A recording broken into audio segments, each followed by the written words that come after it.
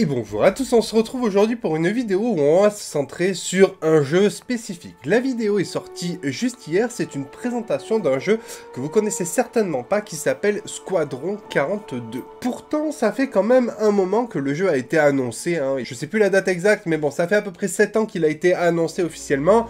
On devait peut-être le voir arriver sur l'année 2021, 2022, il y avait des rumeurs, 2023, pourquoi pas. Ben, d'une façon plus réaliste, ce serait plutôt ciblé sur 2025, la sortie de ce jeu-là. Si vous n'avez peut-être jamais entendu parler de SQUADRON 42, vous avez certainement entendu parler de Star Citizen. C'est un MMO dans l'espace.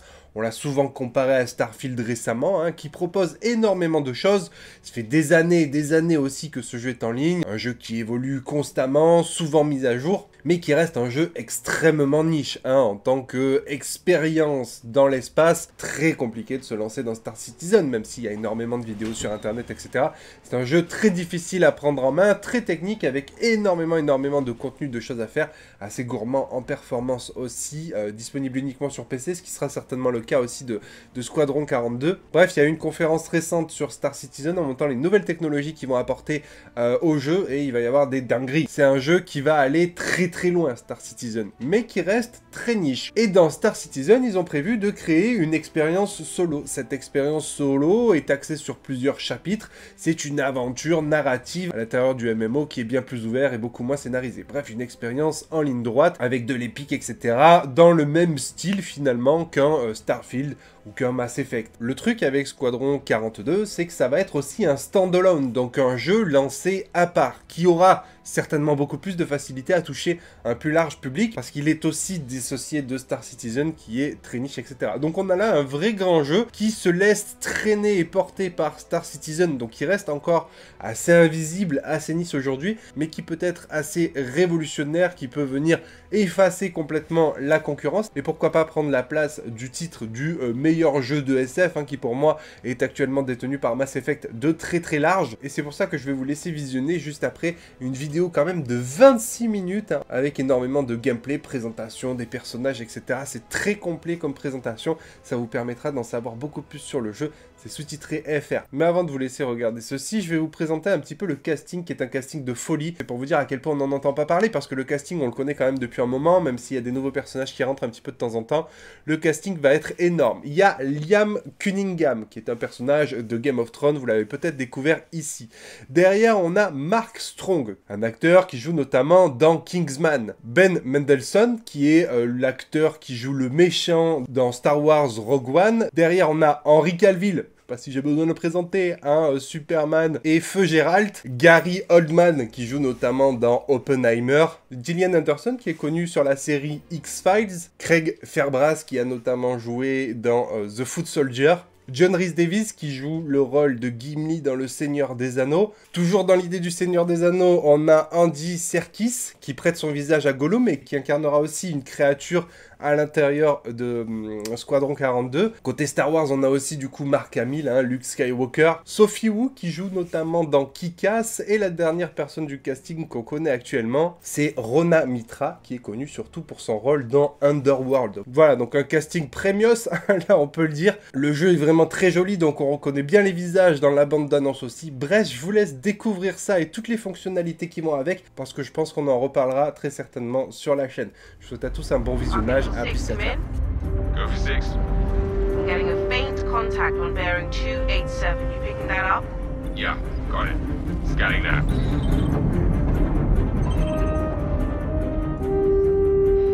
We're clear. Commercial vessel out of Vega 3. Provided that civilian traffic is restricted under lockdown. Copy that.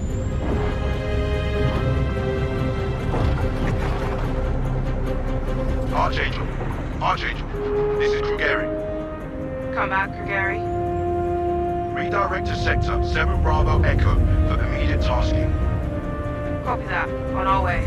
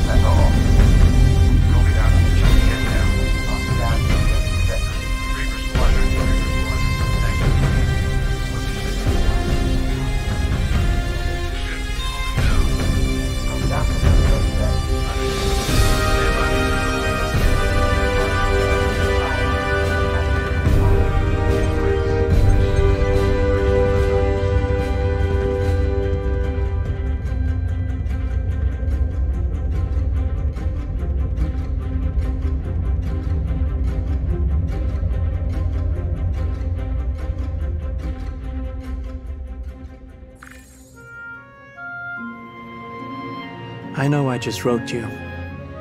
But a couple of hours ago, proximity sensors on the other side of the jump got twigged. Word is it might be that clan we've been battling with. I guess that last fight didn't scare them off quite like we all hoped it would. Honestly, we've been out here so long, I don't know what to pull for anymore. I just wanted to let you know. I'll write as soon as I can. Stay safe. Your loving son.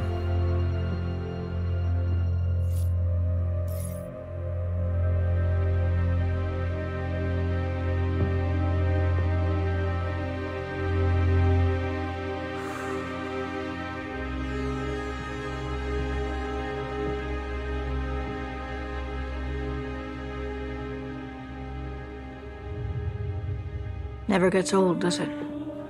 Sir. Eddies. I used to do the same thing when I was first coming up. Post up to the flight deck whenever I could to watch the launches.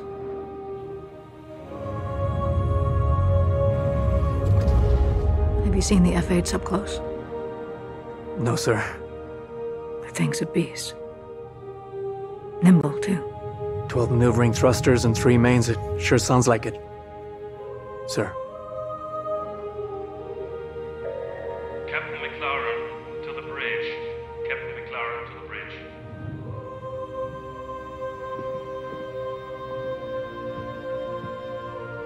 I saw you apply to the Flight Academy again. Yes, sir. Keep your head up. Took me a couple times before I got in. Thank you, sir.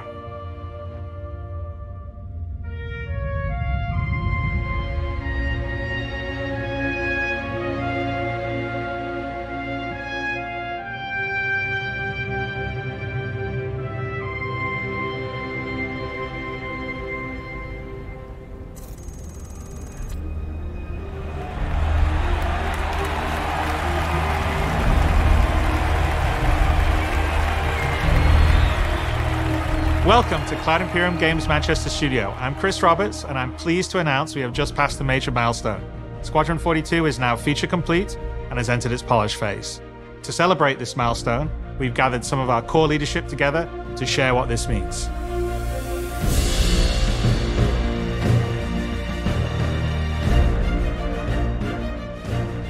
As Chris says, we've moved into the polish phase of Squadron 42, which means extra emphasis on ensuring things feel fun.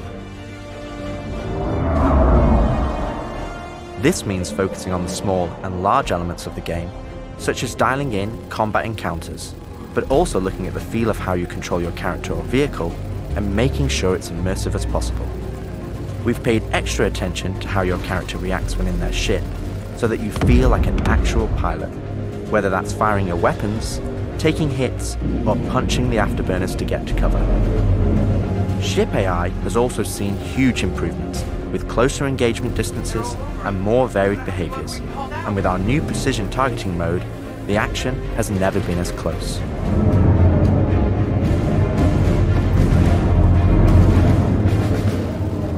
With the aim now on polish, we've organised the project into self-sufficient strike teams, so we can focus on individual areas to deliver the best experience.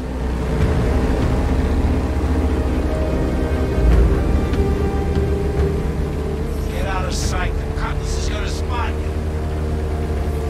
This allows us to bring all disciplines together with a unified vision of enhancing the gameplay by seamlessly blending it with polished visuals, final cinematic performances, and our ever-improving technology.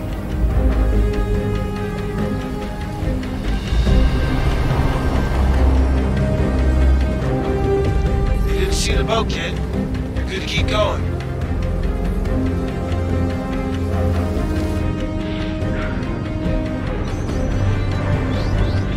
We're also dialing in gameplay features, such as the ship flight model, for both atmosphere and space, which covers master modes, control surfaces, and our gold standard HUD and MFDs.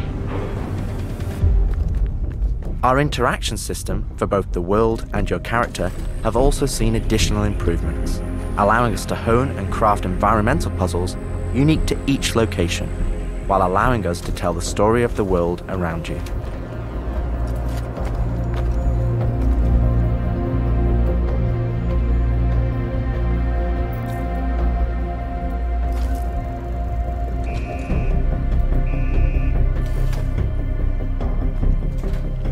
The military multi-tool is an essential piece of equipment for every pilot that integrates all attachments into a single handheld device and allows us to create really interesting challenges, including physics-based puzzles using our updated rope tech.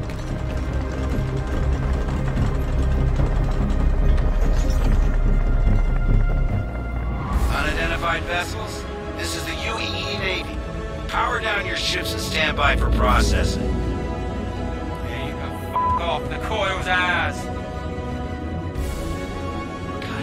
Our scanning, targeting and marker system has also seen an overhaul, allowing us to highlight only the essential information that you need, such as key objectives, mission targets and high-level scan information, while keeping your overall view as clean as possible. Damn skank!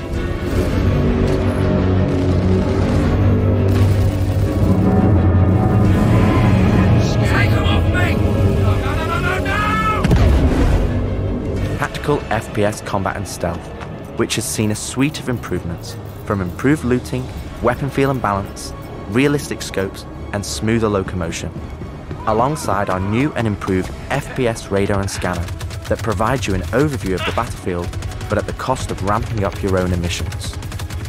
We've also seen the introduction of our Maelstrom-powered destructible environment, which adds a layer of dynamism to the experience, alongside our improved AI, that can now have hundreds of combinations of traits that allow us to create unique and challenging combat encounters that really push your tactical awareness and skill.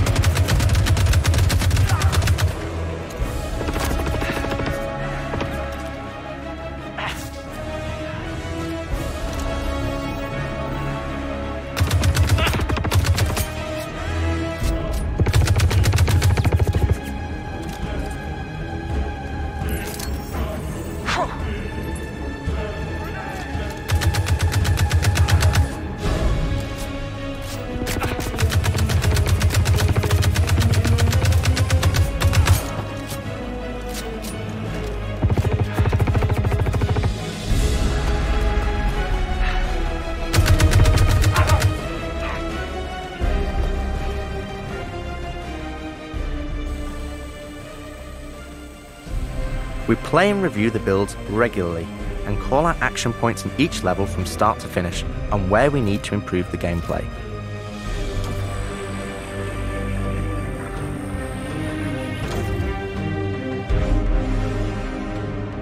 This is an incredibly rewarding stage of development for me and the team, as the ultimate vision of the game is realized, allowing us to craft an experience that we can be really proud of.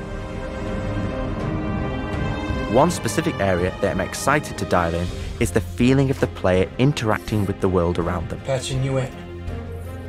As it's a core component of Squadron and really grounds the world that you inhabit.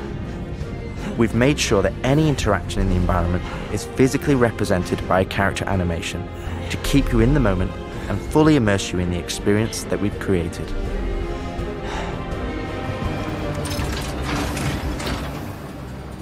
Ultimately, this is the final phase of gameplay iteration before we fully transition into optimization and stability on the road to release. Agent Trejo, this is Colton. Come back. Always trips me out to see terraforming setups like this. Webb tried explaining how atmosphere processors work. Really shows how far we've come. What the hell is she? With the transition of Squadron to polish phase, we've had the opportunity to find additional moments within the existing narrative to add subtle interactions where appropriate. It's been tremendously exciting to play through these areas and find places to augment the mood, support gameplay, and further embellish our story and characters. So yeah, man, I can't believe it. They said I've got to wait another 2 years before I can reapply. So that's why I figured I'd get a job trying in security, because that's You know, I can get some hours flying in the cockpit and whatnot. Can't hurt, right? Exactly. We've also been capturing pickups for our lead female player character, as well as wild lines for our various enemies that you all will encounter throughout the game on both foot and in your cockpit.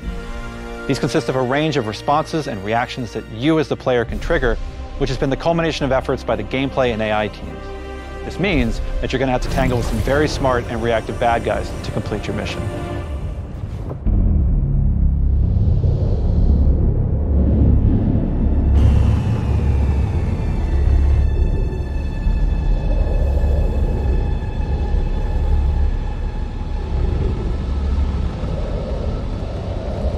At the heart of this immersive adventure, you'll find cutting-edge cinematic storytelling, thoughtfully crafted to fully immerse you into your story. We fight today! So in 40 years from now, when you're surrounded by everything and everyone you hold dear, and they ask, what did you do in the Battle of Vega? You can look them in the eye and say, I held the line. Men and women of the Second Fleet, I am proud to stand with you today. Good luck. Push your button. Nice speech. Any word from the recon team? Not yet. Well, let's get into position.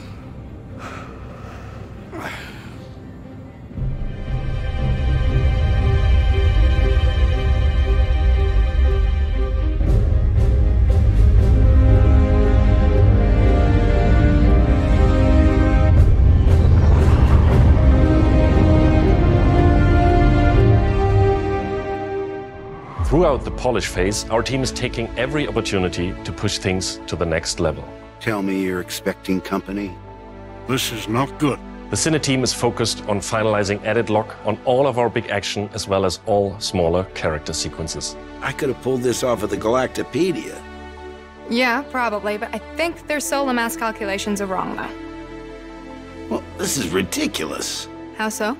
We are now able to adjust our shot composition to final cameras thanks to recently crafted space vistas and level art being content complete now. It'd be nice to know how much of a shitstorm we're flying into. More like a hellstorm, Blue. One you ain't gonna fly out of. Shut up. Now, I hadn't seen another ship that wasn't trying to kill me in days, let alone a hauler, let alone a Jean. So you can imagine my surprise. Detailed lighting passes can be done on hero sequences so we can show our cast and convey their emotions in the best light possible. And we're making sure our cinematics are triggering as fluid as we can craft them so they form a coherent concerto with the rest of the player's narrative experience. Mr. Wexler, this is Lieutenant Commander Colton. Oh, Commander, hey. Julian Wexler, I'm the field manager of this little operation. Welcome aboard the Archon. What brings the Navy to this little corner of the universe? We got you flying with Lieutenant Commander Colton. He's one of our best. As others will share, this is the most rewarding chapter of development, which allows us to truly experience the visceral and oftentimes emotional moments that our narrative provides. How did you handle it after Vega? I'm not sure I handled anything. It helps to remember that stuff like this is supposed to hurt. I've never been good at dealing with problems I can't fix. Well, this is one that you don't have to do alone. That's good to know. For the animation teams, polish phase means refining the social aspects of Squadron 42 that occur between the various missions and getting the behaviors implemented across all of its chapters. Here we're dialing in the hangar to make it as immersive and believable an experience as possible. That'll do it. Done. Okay. All right. Let's do this. I have to switch out some of the interchange on the hangar deck. We're getting a weird airflow.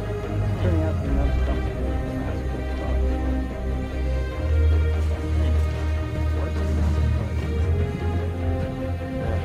I feel that. mate. I'm off. For example, we're launching off a space carrier, but we still ground the feel in real-world actions, refueling, repairing, and inspecting, and making sure that your next flight mission is a success. This means we're looking out for pops, hiccups, or awkward transitions, and ensuring that everything flows and looks like all the great mocap performances we've captured.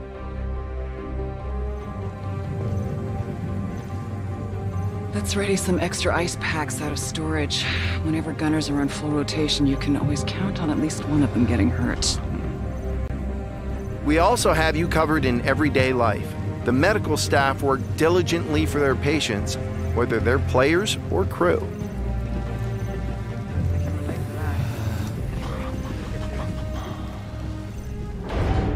We really want you to feel part of an authentic crew, an important part of the UEE Navy in an enormous universe of people going about their everyday lives.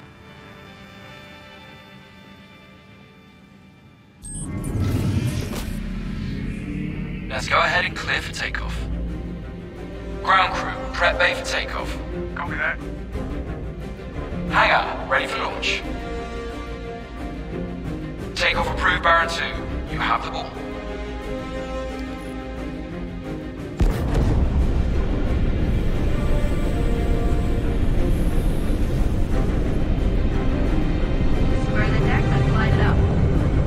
Ready and hold on as you're launched off the deck of the carrier.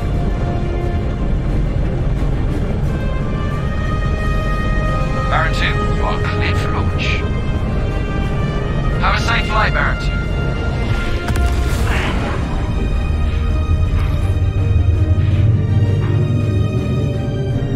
We want you to not only decide how you play the game, but to feel as if the people you interact with are in that world with you.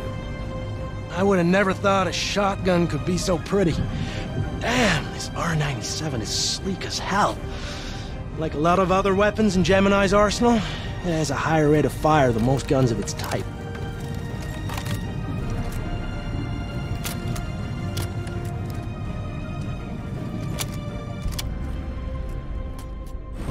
We're working to support a feel of authenticity through world traversals, running, jumping, and climbing, interactions with objects and the environment,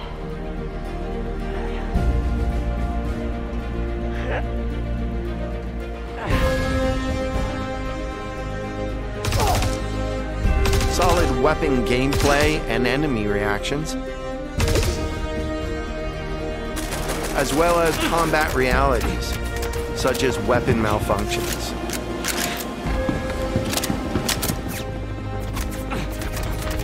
Or in close encounters of the more lethal kind. Ooh, that's gonna hurt in the morning.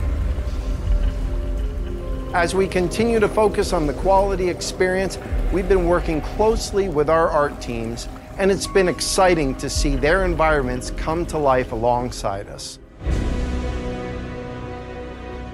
While animation and design have been populating the locations, polish phase for my teams means making huge advancements in the quality of our characters and environments. We've established our standard with recognisable characters like Mark Hamill, Gillian Anderson and Gary Oldman, and we're now applying this to the rest of the cast and identifying any remaining tech requirements that need to be closed out. The story of Squadron 42 takes you through a variety of diverse locations of varying scales and styles. We shared glimpses of several environments before, and there's still plenty out there for you to discover. One of the main challenges the art team has had to face during the development of Squadron 42 is ensuring the visuals are complementary to the narrative of the script. The mood and feeling of a space is just as important to us as it is making sure we hit the visual quality that CIG has become known for.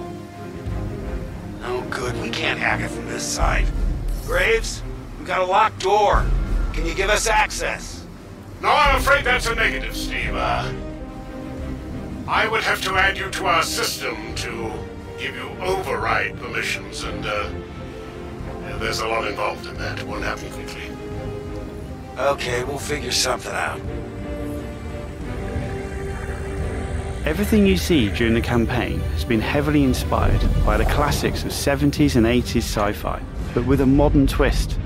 We want everything you see to feel like it has a soul, its own personality, and tells of a history long before you arrived.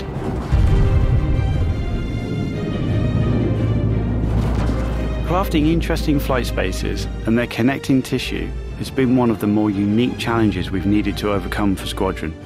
Developing our VDB tech to blend seamlessly between tighter traversal spaces and into wider space vistas and planets has proved incredibly difficult but rewarding, ensuring that Squadron flows seamlessly from one chapter to the next, without interruption.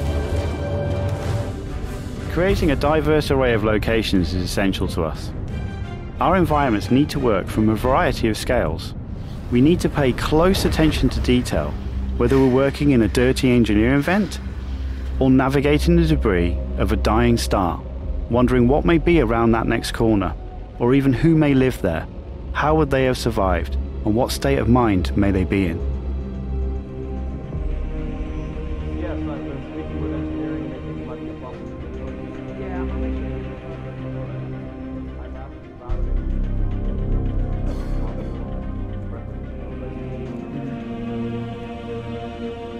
We've worked closely with our social teams in delivering a cohesive social experience when you're taking some downtime from our refined flight and FPS missions, or even missions of the more eerie kind.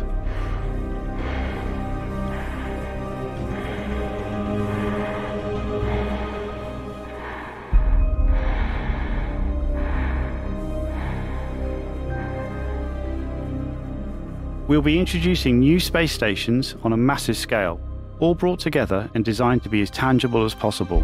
We've thought about their function, their age, and tried to ensure there's a progression in artistic style with each station as you progress through the game.